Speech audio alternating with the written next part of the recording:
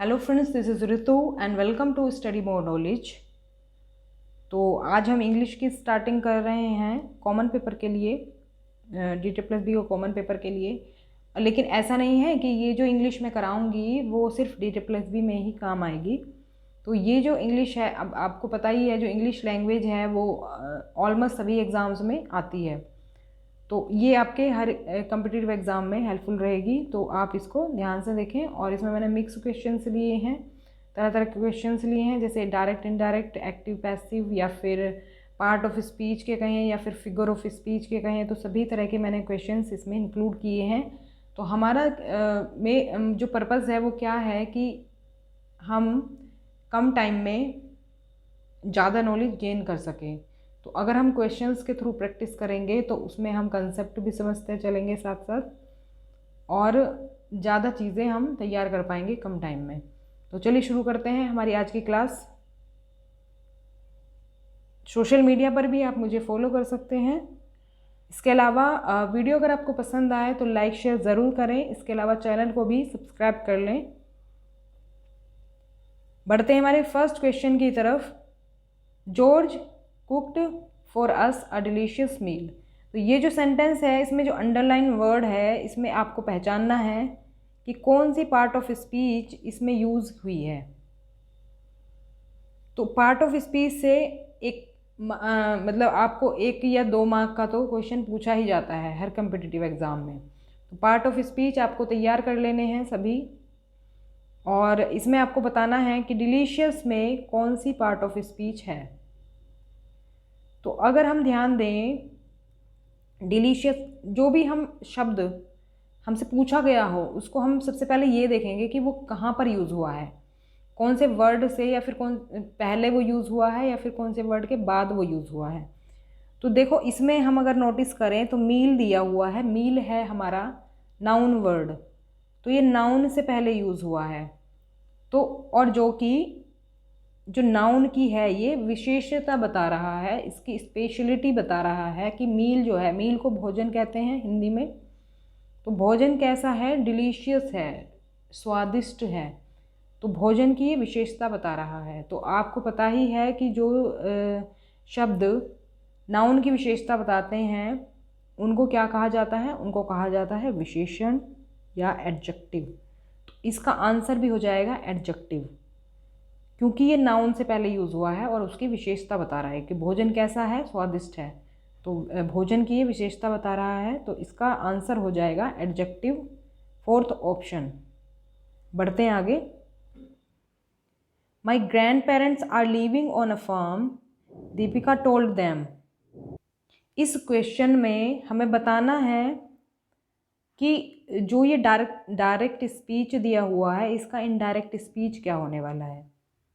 तो direct indirect speech भी आपको तैयार कर लेने हैं अगर आपको नहीं पता है, और अगर आप पता है तो उसका आप आंसर करें। मेरे आंसर बताने से पहले इसका आप आंसर करें। तो इसका हमें इनडायरेक्ट स्पीच बताना है। देखो, जो ये सेंटेंस है ये दिया हुआ है हमें डायरेक्ट स्पीच में, मतलब किसी के द्वारा डायरेक्ट कोई बात कही जा रही है। और अगर मान लीजिए 2 पर्सन के बीच में बात हो रही है तो ये क्या हो गई? डायरेक्ट स्पीच हो गई, डायरेक्ट बातचीत हो गई उनके बीच में। लेकिन अगर हम मान लीजिए हम में से मतलब हम दोनों कोई बात कर रहे हैं, हम किसी तीसरे को ये बात बताना चाह रहे हैं, तो वो जब हम उसको बताएंगे तो थोड़ा चेंज करके बताएंगे। तो उसको हम बोलते हैं इनडायरेक्ट स्पीच, मतलब वो डायरेक्ट से नहीं बोली जा रही है, वो उसके जो डायरेक्ट स्पीच बोली गई थी वो किसी तीसरे इंसान को बताई जा रही है, थर्ड पर्सन को बताई जा रही है। तो इसलिए हम इसे कहते हैं इनडायरेक्ट स्पीच। तो हम थोड़ा सा बदल देंगे। मान लीजिए आप अपने किसी फ्रेंड से बात कर रहे हैं कोई, अब आपके फ्रेंड ने कोई बात आपको बोली है कि मैं तो कल आगरा जाऊंगा। तो आप अगर किसी थर्ड पर्सन को ये बात बताएंगे तो आप क्या कहेंगे कि मेरा फ्रेंड ने कहा था कि वो कल आगरा जाएगा। तो आप इस तरह से बताएंगे। तो डायरेक्ट जो स्पीच थी वो सेंटेंस कुछ और था, लेकिन अगर आप थर्ड पर्सन को ये बात बता रहे हैं तो आप उसमें थोड़ा सा चेंज कर देंगे। उसी को ही हम बोलते हैं इनडायरेक्ट स्पीच। तो वही हमें करना है यहाँ पर भी। तो अब देखो, दीपिका टोल्ड दैम मतलब दीपिका ने किसी को बताया, ये ऑब्जेक्ट है जिसको बताया, तो क्या बताया, my grandparents are living on a farm.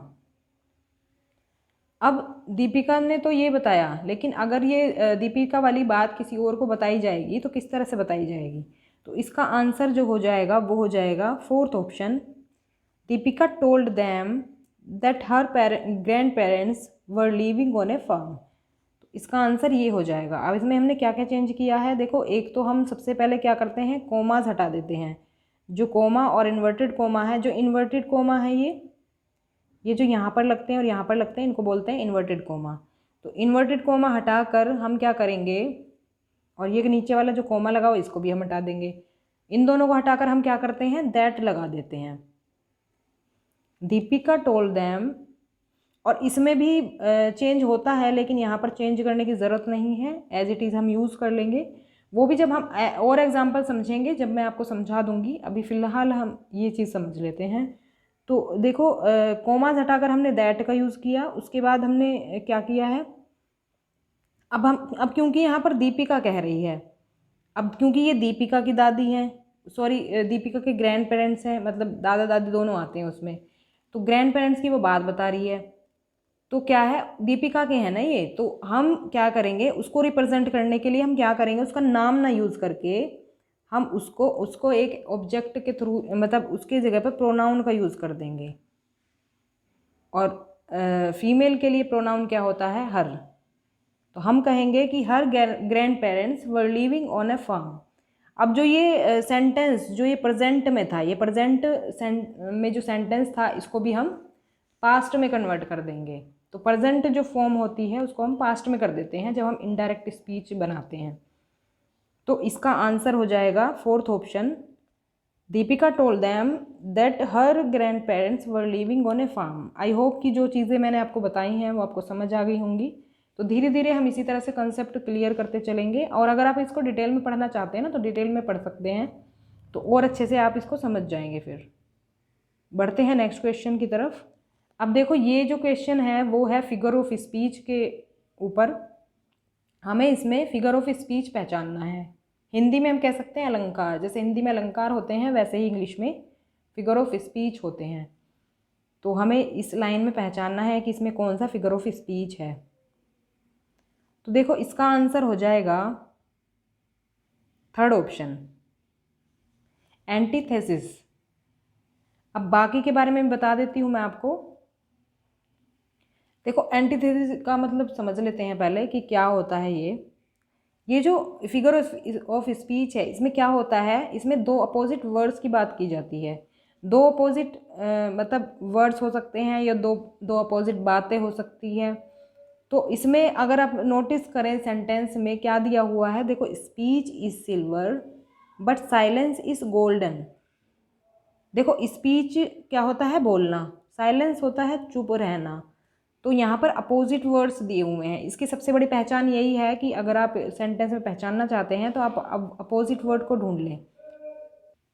अगर आप इसमें अपोजिट वर्ड्स को ढूंढ लेंगे तो ये इजी रहेगा आपके लिए। तो अपोजिट वर्ड जिसमें मिल जाए तो वहाँ पर होगा एंटीथेसिस फिगर ऑफ स्पीच। तो इसका आंसर ये हो जाता है थर्ड। और ये वाला जो फिगर ऑफ स्पीच है ये है सिमिली, और इसमें क्या होता है कि हम कंपैरिजन करते हैं दो चीज़ों के बीच में। इसकी पहचान क्या होती है, इसकी पहचान आप करेंगे, इसमें वर्ड्स यूज़ होते हैं एज और लाइक जैसे शब्द। अब जहाँ पर भी एज और लाइक जैसे शब्द आएँ वहाँ पर समझ लेना कि सिमिली फिगर ऑफ स्पीच होगा। इसके अलावा हम बात करें यूफेमिज्म की, तो इस वाले फिगर ऑफ स्पीच में क्या होता है, जैसे कोई कड़वी बात होती है या कोई मतलब कोई हम कह सकते हैं कोई बुरी लगने वाली बात होती है किसी को, तो हम उसको एक एक क्या कहते हैं कि एक अच्छी तरीके से पेश करते हैं। किसी दूसरे इंसान को कोई बात जो बुरी लग सकती है उसको एक वेल मैनर के साथ प्रेजेंट करना, हम ये कह सकते हैं कि उसमें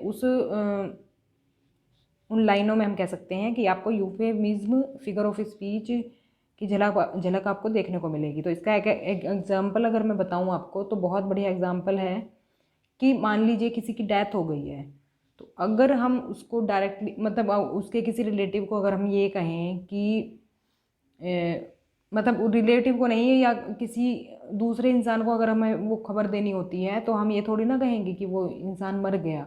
तो अगर हम मर गया बोलेंगे तो बहुत ही अजीब लगेगा, बहुत ही गंदा लगेगा। लेकिन उसके जगह हम क्या यूज़ करते हैं, पास्ट अवे हम यूज़ करते हैं। पास्ट अवे क्या है, एक थोड़ा सा हम वेल मैनर में उसे प्रेजेंट करते हैं अपनी बात को। तो उस वहीं पर हो मिलेगा आपको ये फिगर ऑफ स्पीच यूफेमिज्म, जहाँ पर किसी बात को, किसी कड़वी या कटु बात को एक अच्छे तरीके से पेश किया जाए। तो ये इसमें होगा। अब इस जो ये क्वेश्चन है इसका आंसर तो हो जाएगा थर्ड ऑप्शन। तो बाकी भी आपको समझ आ गए होंगे। बढ़ते हैं आगे। अब देखो ये वाला जो सेंटेंस है इसमें एरर आपको फाइंड आउट करना है कि कौन से पार्ट में एरर है।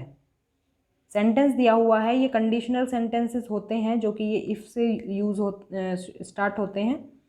तो कंडीशनल सेंटेंस हमें दिया हुआ है, if George had not scored the goal we will have lost the match. तो इसमें कौन से पार्ट में एरर है ये बताना है।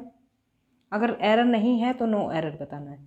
तो देखो आप पहले खुद आंसर करें जो भी मैं क्वेश्चन करा रही हूँ, फिर आप देखें आंसर को।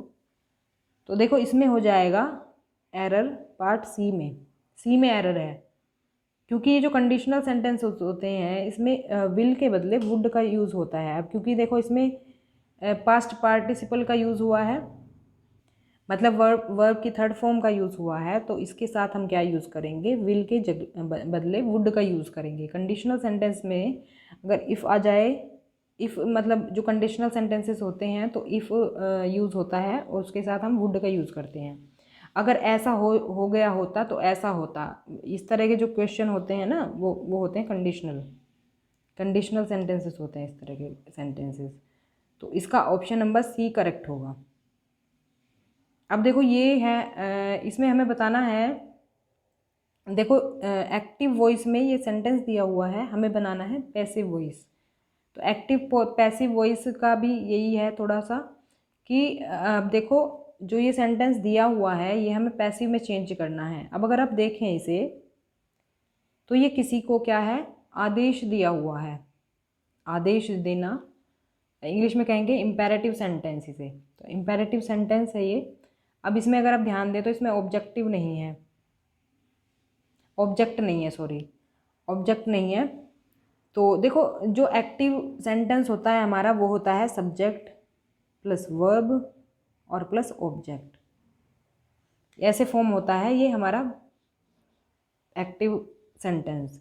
लेकिन जब हम पैसिव बनाते हैं तो हम क्या करते हैं, इसको एक्सचेंज कर देते हैं। ऑब्जेक्ट आ जाता है सब्जेक्ट की जगह पर और सब्जेक्ट आ जाता है ऑब्जेक्ट की जगह पर। और वर्ब क्या है, जो ये नया सब्जेक्ट होगा इसके अकॉर्डिंग चेंज हो जाती है। तो इसमें क्या है, देखो इस वाले सेंटेंस में ऑब्जेक्ट नहीं है हमारे पास, सब्जेक्ट और वर्ब है। तो इसको इस तरह के सेंटेंस हम कैसे फॉर्म करते हैं पैसिव में। अब देखो ये क्योंकि इम्पेरेटिव सेंटेंस है तो जो जिस टाइप का भी सेंटेंस होता है उसके अकॉर्डिंग हम स्टार्टिंग में एक वर्ड यूज़ कर देते हैं, मतलब कुछ वर्ड्स यूज़ कर देते हैं। अब जैसे you are commanded not to shout at them, तो हमने सब्जेक्ट की जगह पर ये यूज़ कर दिया है क्योंकि ये एक तरह से इम्पेरेटिव सेंटेंस है, इसलिए हम इसमें यूज़ करेंगे यू आर कमांडेड। तो फोर्थ ऑप्शन इसका करेक्ट हो जाएगा।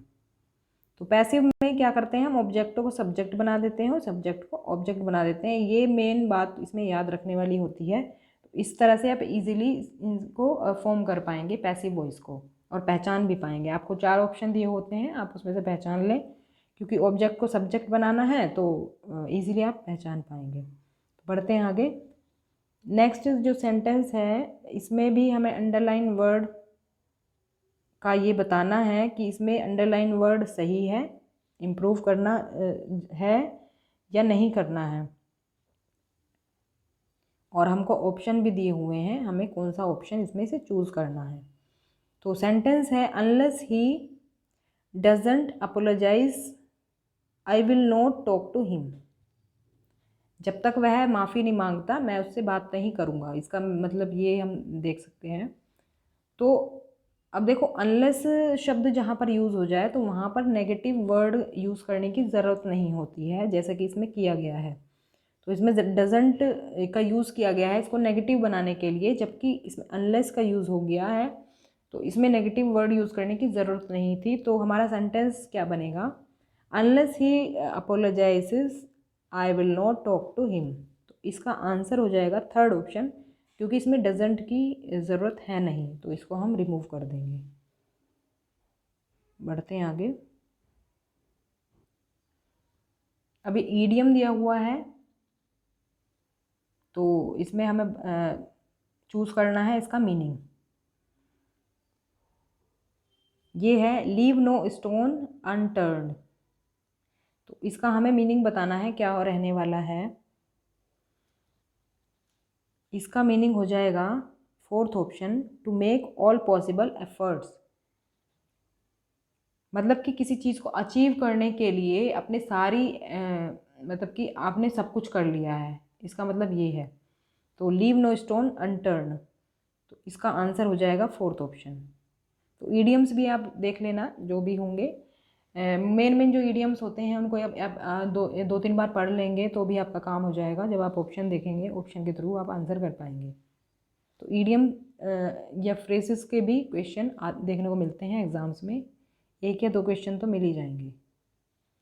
अब देखो इसमें स्पेलिंग के ऊपर भी क्वेश्चन आते हैं, तो स्पेलिंग हमें बतानी है, करेक्टली स्पेल्ड वर्ड कौन सा है इसमें।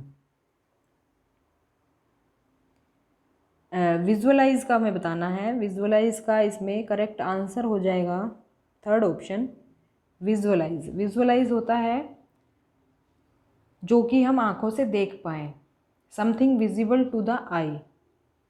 तो ऐसा कुछ जो कि हम आंखों से देख पाएँ उसको हम बोलते हैं विजुअलाइज। तो इसका जो आंसर हो जाएगा थर्ड ऑप्शन, करेक्ट स्पेलिंग इसकी यही होगी, VISUALIZE। बढ़ते हैं आगे। अब देखिए इस तरह के क्वेश्चंस भी इसमें आते हैं कि आपको अरेंज करने होंगे ये करेक्ट फॉर्म में सेंटेंसेस। आपको सेंटेंस दे दिया जाएगा एक, और ये आपको इस तरह से ऑप्शंस के थ्रू पहचानना होगा कि इसका सेंटेंस फॉर्मेशन क्या होगा। तो इसमें देखो सबसे पहले अगर आपको सेंटेंस फॉर्मेशन आता है कि किस तरह से सेंटेंस बनाए जाते हैं तो आप इसे इजीली कर पाएंगे।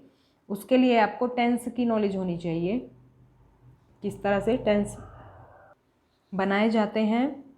तो अगर आपको ये आता है तो आप इसको इजीली कर पाएंगे। देखो आपको पता ही है सबसे पहले हम क्या यूज़ करते हैं, सब्जेक्ट हमारा आता है, सब्जेक्ट के पास हेल्पिंग बाद हेल्पिंग वर्ब या फिर डायरेक्ट वर्ब भी आ जाती है, और अगर हेल्पिंग वर्ब का यूज़ होता है तो वर्ब आती है, उसके बाद क्या आता है, ऑब्जेक्ट आता है। तो अगर इस तरह से हम देखें तो हम पहचान पाएंगे कि इसमें सब्जेक्ट अगर हम देखें तो कहाँ पर है, कहाँ पर मिलेगा हमें।